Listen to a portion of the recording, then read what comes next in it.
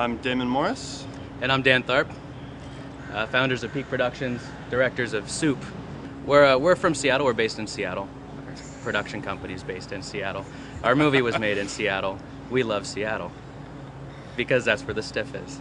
There's a lot of really great talent. There isn't the Hollywood scramble to grab their talent, so there's people willing to work and ready at the drop of a hat, and some fantastic actors. The people in the restaurants and other locations that we've used, especially in Soup, were just fantastic about letting us use their spaces. It's really accommodating. It's really easy to build up a network of friends, and you get people that are willing to help no matter how stupid the project is. And you go to some people that you've met and it's like, I need a kitchen, and they're like, hey, I know where you can get a kitchen for free. You just got to come in when we're closed and you film, and it's a good thing. And then as far as the actors go, they just want to work, they want to do something, and they read the script, they liked it, and they were like, we'll work for free, and it really helped us out a lot.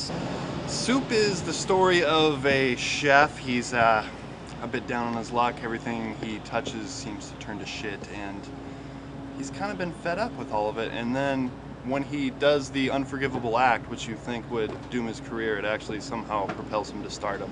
I think the biggest reactions we got from the subject matter was from the actors, because when we did our casting call, we didn't exactly say what the movie was about. We just kind of gave a rundown of it. And there was more than a few people going, so what is the secret ingredient? I got to know what that secret ingredient is. And the reactions were varied. Yeah. But the people who owned the restaurants didn't really care. They thought it was funny. People that don't like the type of sense of humor that we have really shouldn't watch our movie. I think that's going to be it, because they'll think it's stupid, which it is. Yeah. So, if you don't like stupid movies, don't watch our movie. But, that being said, there are some highbrow moments, I guess. It's an emotional story, really. If you take out the soup and piss, it's a story about and what people makes eating happy. the piss, it's a really strong emotional movie.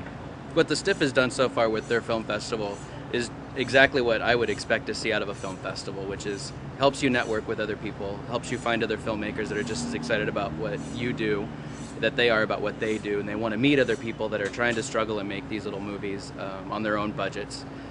You get to see these people that, lets you kind of know that you're not the only ones that are spending all of your paycheck trying to make a movie and put it together and all that kind of stuff. You meet somebody that's like, well, hey, I'm based in Minneapolis, and what happens if we need to film an interview in Minneapolis, or do some movie shots in Minneapolis? Now we've got a contact there, so it's really expanded our reaches a little bit, and at the same time, they can come to us and say, hey, we need some help with some work in Seattle, and we'll be there for them, so that's the good thing. The other thing, obviously, is you want people that you don't know to see your movie, whether they're going to think it's bad or good. You're still getting this audience that hasn't seen what you've done before, and hopefully they'll remember it at some point. So it also really gives you a chance to see what else is out there, to see other people doing the same type of movies, or struggling the way you are, and just really get a sense of what they're able to do and learn a few things, and just kind of watch some great movies too. There's been some fantastic shows that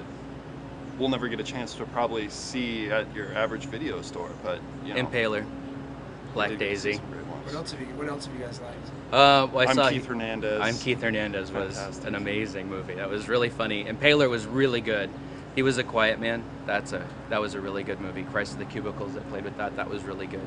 You get these blocks of shorts that, like Damon mentioned earlier, you're never going to see them. That's the sad part. They're gone.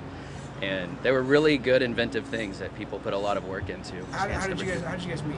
How did you guys become friends? There was this singles page in the back of The Stranger, and it was other seeking ? And no, he's my boss at my day job.